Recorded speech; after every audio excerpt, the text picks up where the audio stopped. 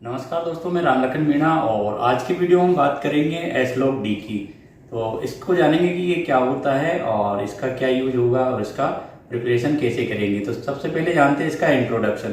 तो ये है मेरे पास Eslock D third generation quarterly ammonium compound. ये इको फ्रेंडली डिसइंफेक्टेंट होता है। तो इससे हम जो हमारे ओटी का इन्वायरमेंट है और ओटी का जो सरफेस है तो उसको डिसइंफेक्ट करने के लिए इस सॉल्यूशन का हम यूज करते हैं।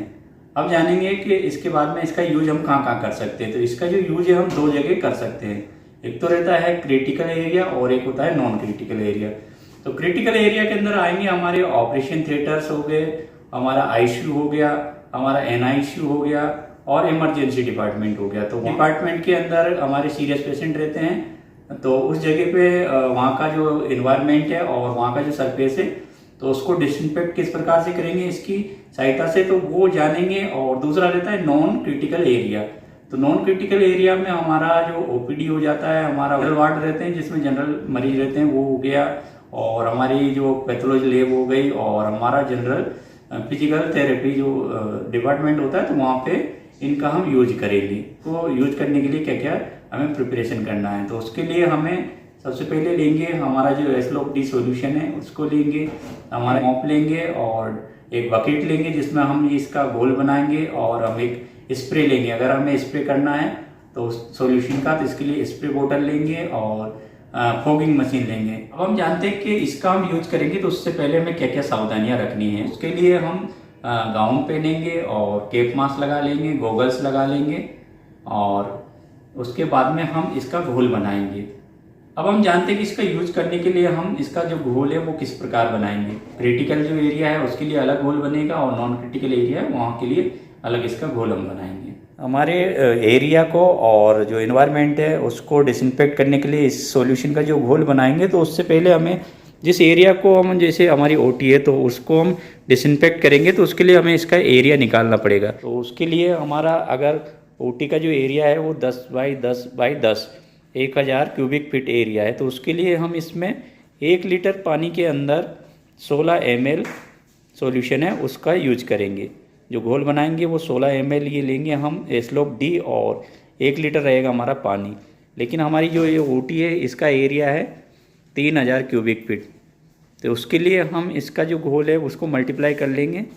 तो लगभग 50 ml हम ये सॉल्यूशन लेंगे, और हमने जो पानी लिया है वो लिया है ये 3 लीटर पानी के अंदर हम ये 3 बार इसको 16 16 16 तो ऐसे करें 16 32 48 ml सॉल्यूशन है उसको लेके घोल बनाएंगे। तो यहाँ पर हम घोल बनाने के लिए सॉल्यूशन लेंगे, तो ये हमने इसमें 16 ml 1 लीटर पानी के लिए, अगर हमारा जो एरिया है वो 1000 क्यूबिक फीट है, लेकिन यहाँ हमारा जो एरिया है ओटी का वो है 3000 क्यूबिक फीट, तो उसके लिए हम ये 3 बार 3 लीटर पानी के अंदर 16 16 ml लेके और ये 48 ml हम घोल लेंगे एसलॉक डी का, और घोल बना के फिर हम ओटी को डिसइंफेक्ट करेंगे। तो इस सॉल्यूशन को मेजर करने के लिए इसके साथ में ये सिलेंडर जो मापने का रहता है तो वो आएगा, और इसकी सहायता से हम माप के घोल बनाएंगे।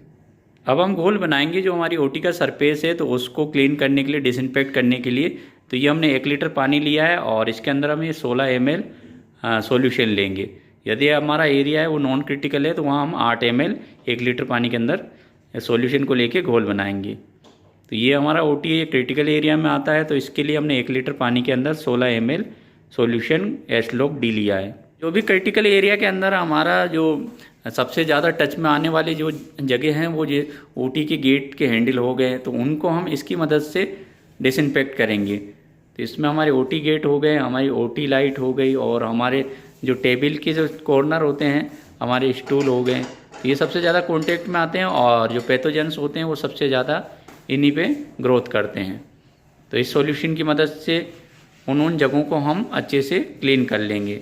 और इस सॉल्यूशन के घोल को जो कॉन्टेक्ट टाइम है वो रखेंगे हम 10 मिनट। तो 10 मिनट तक इस सॉल्यूशन के घोल को हम उन सरफेस पे रखेंगे ताकि वहाँ के जो पैथोजेंस है वो किल हो जाए। ये तो इस घोल की मदद से हम जहाँ जहाँ पे भी कॉन्टेक्ट जो हमारे आते हैं ओटी के अंदर, जैसे ओटी के जो हमारे हैंडल हो गए और टेबल के जो कॉर्नर हो गए, आईवी स्टैंड हो गया हमारा जिससे हम बोतल लगाते हैं, और हमारी जो ट्रॉली है उसकी जो साइड हो गए, तो उनको अच्छे से क्लीन कर लेंगे। और इस सॉल्यूशन को 10 मिनट के लिए हम कांटेक्ट में रखेंगे। ये जो हमारा सॉल्यूशन होता है ये ब्रॉड स्पेक्ट्रम बैक्टीरियोसिडल, वायरोसिडल और फंगीसिडल होता है। नॉन पोरस, हार्ड सरफेस और हॉस्पिटल और जो अदर हेल्थ केयर फैसिलिटीज़ होती है तो वहाँ पे इसको हम यूज कर सकते हैं उसको डिसइंफेक्ट करने के लिए। तो हमारी ओटी का जो फर्श है उसको डिसइंफेक्ट करने के लिए भी ये जो सॉल्यूशन हमने एक लीटर पानी के अंदर हमने ये 16 ml सॉल्यूशन लिया था, तो उसकी मदद से जो फर्श है तो उसको भी हम अच्छे से डिसइंफेक्ट कर सकते हैं।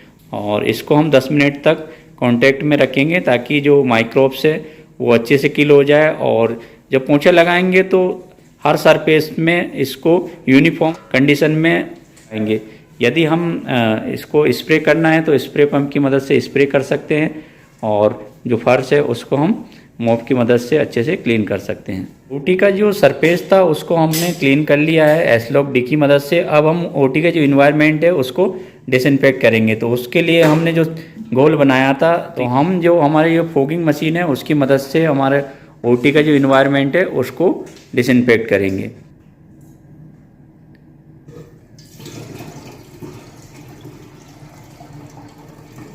गोल को हम फॉगिंग मशीन में डाल के अब इसको चालू कर देंगे ताकि हमारी जो ओटी का इन्वायरमेंट है वो अच्छे से डिसइंफेक्ट हो जाए।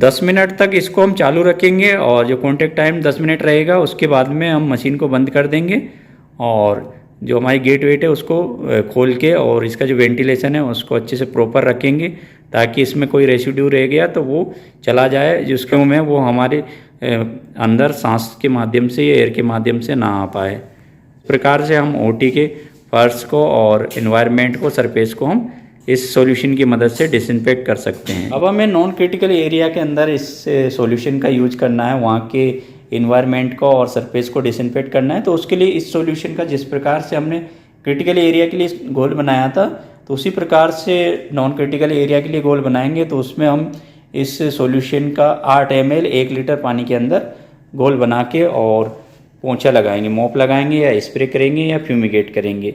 और कॉन्टेक्ट टाइम वही रहेगा हमारा 10 मिनट और उसके बाद में हमारा जो एरिया है वो पूरी तरीके से डिसइंफेक्ट हो जाएगा। ये हमारे नॉन क्रिटिकल एरिया है। हमने जो गोल लिया था वो 8 ml लिया था और 1 लीटर पानी लिया था। तो उसमें गोल बना के हमने जो हमारी जो ओटी के बाहर के एरिया है, ये नॉन क्रिटिकल एरिया में आते हैं, तो वहाँ पर इसकी मदद से हम मॉपिंग कर सकते हैं और हमारा जो एरिया है उसको डिसइंफेक्ट कर सकते हैं।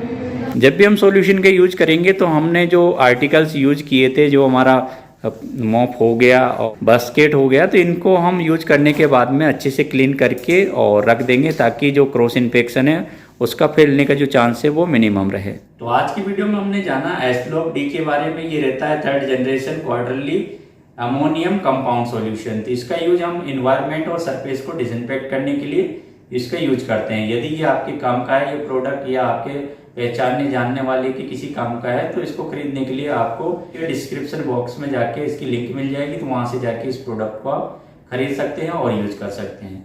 धन्यवाद।